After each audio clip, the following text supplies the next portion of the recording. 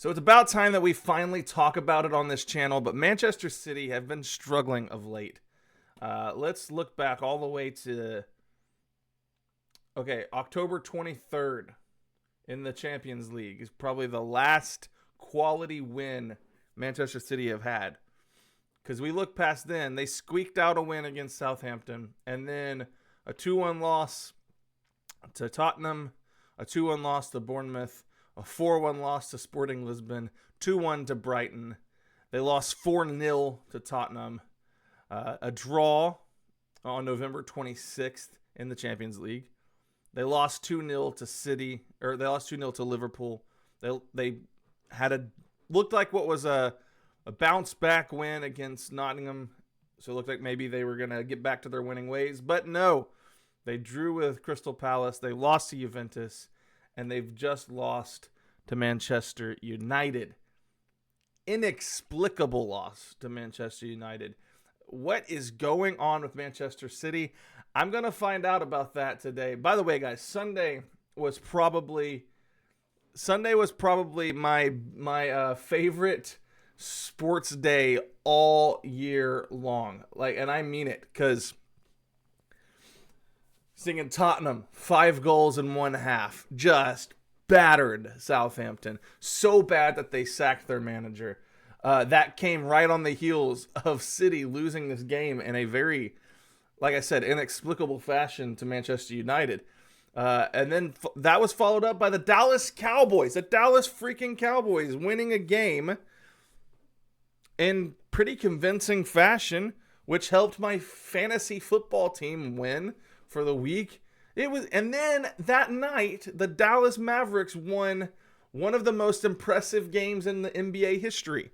Seriously, no team has ever won a game when the opponent hit 27 three-point shots. So anyway, Sunday was filled with wonder, and I've had a very rough season of sports. My NFL team sucks. Tottenham have been hit and miss. And when they hit, they hit. And when they miss, they miss. Anyway, we're going to find out about Manchester City today. Why are Guardiola's tactics self-destructing? Get a little tactical analysis. I have reacted to Football Made Simple in the past. I haven't featured Football Made Simple on the channel in a while. So we're going to get back to it today. Sorry for the long intro. Let's react. Here we go.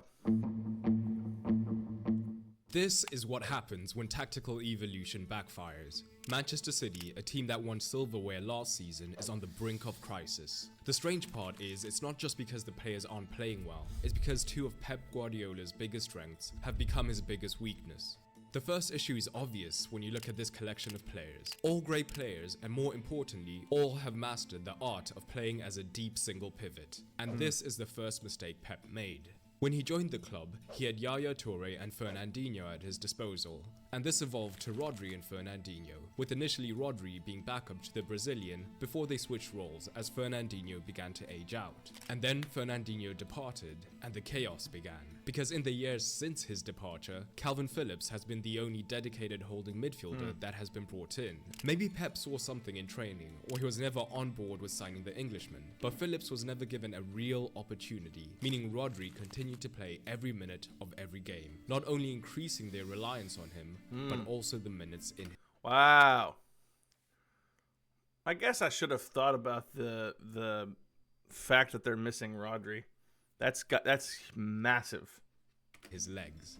And now, Pep is paying his debt for those minutes, as Rodri's ACL injury means he's out for the season. But he's also paying for extremely poor squad building, as the lack of a backup defensive midfielder has been clear for seasons. The only options there are İlkay Gündoğan, who can do a job there, but thrived in a double pivot earlier in his career, and later in his career he's been moved further and further forward. Kovacic is a deep-lying midfielder, but again, not one built to be a dedicated solo pivot. And Núñez is much more a box-to-box or even offensive midfielder. The best midfielder in the world would always have been missed, but it was made disastrous by Pep's second strength come weakness: his tactical tinkering. Over the past couple of seasons, we have seen Guardiola try to come to terms with teams defending narrower and deeper, and having their forwards on the City pivot. Bro is throwing a full-on tantrum on the sideline. pivots so that the midfield can cover the men in the half spaces and conquer the famous midfield box. This has been Wait, I want to try to catch that again. Give me a second. midfield can cover the men in the half spaces and conquer the famous midfield box. Gotcha. Okay. This has been by playing with traditional fullbacks to let the wingers inside to outnumber the opposition's midfield. But this season, he decided to roll back to the tactic that he used at the tail end of 22-23, the midfield diamond.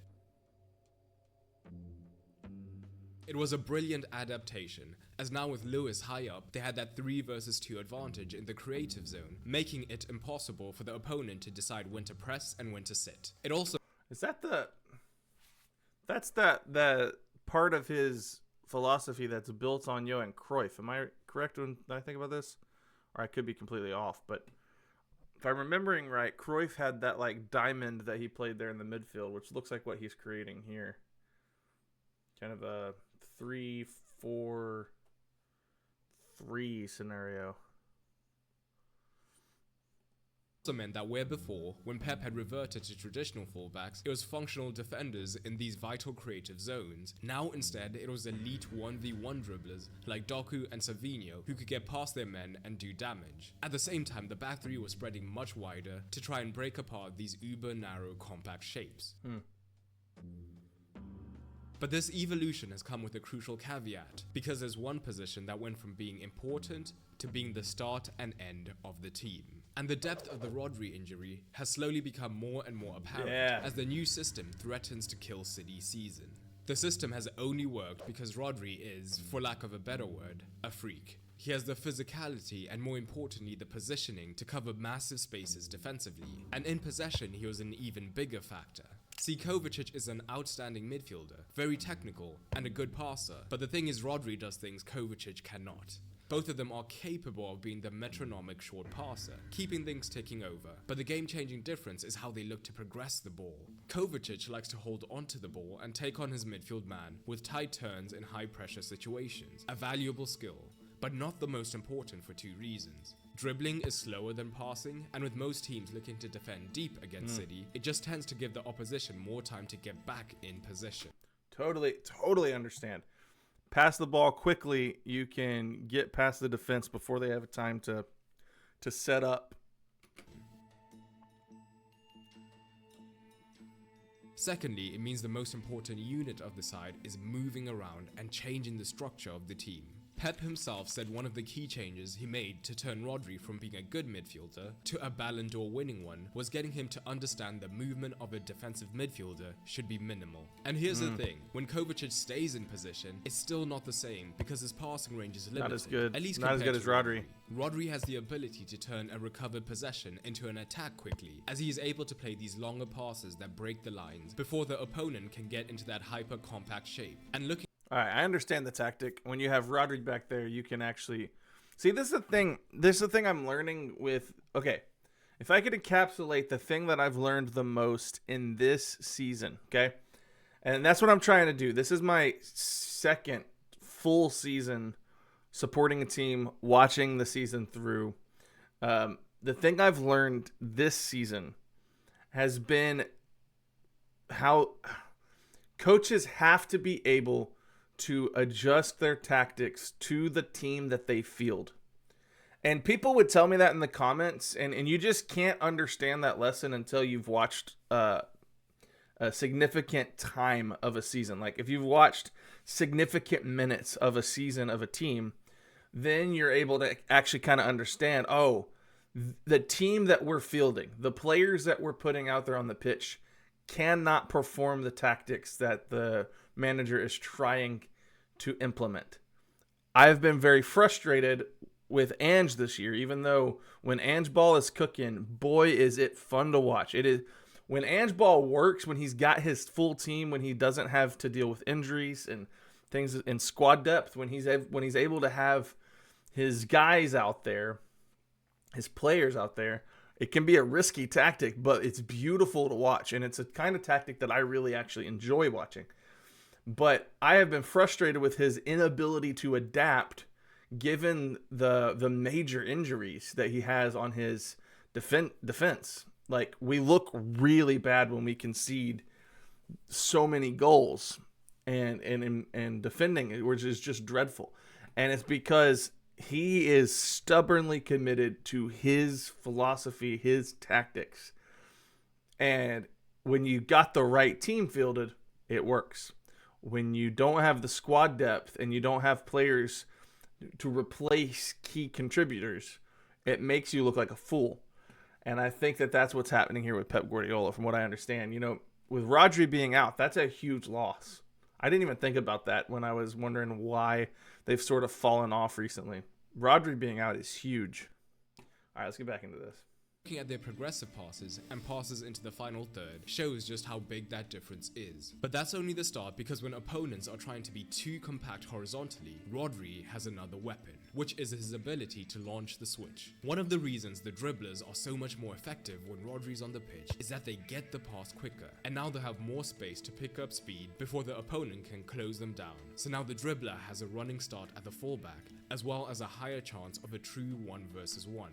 Compare the same sequence when Kovacic is on the ball. The ball will be worked across the midfield, firstly making it more obvious where it's going, and letting the fullback get touch tight quicker, and even giving the winger a chance to drop deep and double up. Not good. But it goes deeper than that, because a key relationship and a tactic City has always had, just in case of emergency, is Walker on the overlap. Whenever the winger is being completely shut down out wide, the citizens had the option of drawing in the fullback with their winger and Walker using his pace on the overlap. The crucial ingredient? He's fast. Rodri's chipped ball was like a heat-seeking missile, landing straight on Walker's foot and allowing him to get the cross in. But with Kovacic, either the ball doesn't get released on time, or it's more of a floating pass that's not accurate enough. Another weapon gone from the City arsenal. So, unable to change the tempo through the pivot, City have attempted to camp right in the opposition box, so that eventually they can find that pass to unlock the defense. And this has meant pushing the line higher. Oh, gosh. And as a fan, like I said, as a Spurs fan, I've seen the worst of this scenario right here. I see this and immediately I want to crawl into a hole. Because while this portion of the pitch can mean lots of goal scoring, it can also mean lots of conceding, because you've got to win possession and you cannot lose possession with this back here. If you lose possession with this back here and with these yellow players, you're giving up a goal. You're giving up goals. I can see the danger of it already. Higher. But we are just getting started, because to understand the fatal problem, we need to think about Pep's career. With every league he's managed in, Pep has learned something different, something that each league specializes in. In his home country, the ideals of possession and technicality were emphasized, as his tiny team conquered the world. In England, it's been the importance of physicality, as he built a team of giants who could still play, but were big enough to take on their men. But with his new system, Pep has forgotten the crucial lesson he learned in the Bundesliga. And remembering this lesson may be the key in saving their season. In Germany, Pep found a league where every single team was simply amazing at the counter-attack. When he got there, he tried a similar system to his Barcelona side, a single pivot with overlapping fullbacks, and for a while, every single team ran through his side. Sound familiar? Well, Pep learned a massive lesson. You must deal with the counter-attack. This philosophy has shaped his tactics for years. At Bayern, he inverted both of his fullbacks into a 2-3 formation. And at City, we've long seen a 3-2 shape, with a fullback alongside their defensive midfielder. But his latest evolution has changed this completely. Now, that fullback pushes into an attacking midfield line, leaving a wide 3-1 shape with aggressive centre-backs pushing up, meaning the pivot is more and more isolated. He's getting risky with this. He's getting real risky with this. He's trying to get goals and he's trying to get the ball in the net. This is very familiar to the tactics that I'm watching my team play. isolated. Here's why this matters. Even with Rodri, arguably the most complete midfielder in world football, this setup was starting to show cracks last season. His combination of physical presence and positional awareness meant that he could delay counters just long enough for City to recover. Sometimes. Because as the solo pivot, even he was beginning to struggle with the sheer amount of room he had to cover. Now with Kovacic in that role, these cracks have become chasms. When Rico Lewis plays at right back, they're not just missing Rodri's positioning, they're also missing Walker's recovery pace on the transition. And even if Lewis is the left back when Walker is fit, the absence of a secondary pivot alongside Kovacic is glaring. With all the midfielders pushed high, the transition potential for opponents is enormous. Teams have figured out they don't need to try and play through City anymore. They just need to stay compact, wait for turnovers, and then take a stroll through the City midfield. And now they'll be running straight at the back line, and all it takes is one good pass and they're through on goal. And we need to touch on the wider regions very quickly, because that's another piece of the puzzle that's falling apart. The purpose of bringing in Savinho was to have two genuine dribblers in the wide regions who could get past their men and get the ball into Haaland consistently. Well, having explosive dribblers means having risk takers who might lose the ball. And with City's new shape, losing the ball often means directly conceding a chance. This was That's what I've been saying.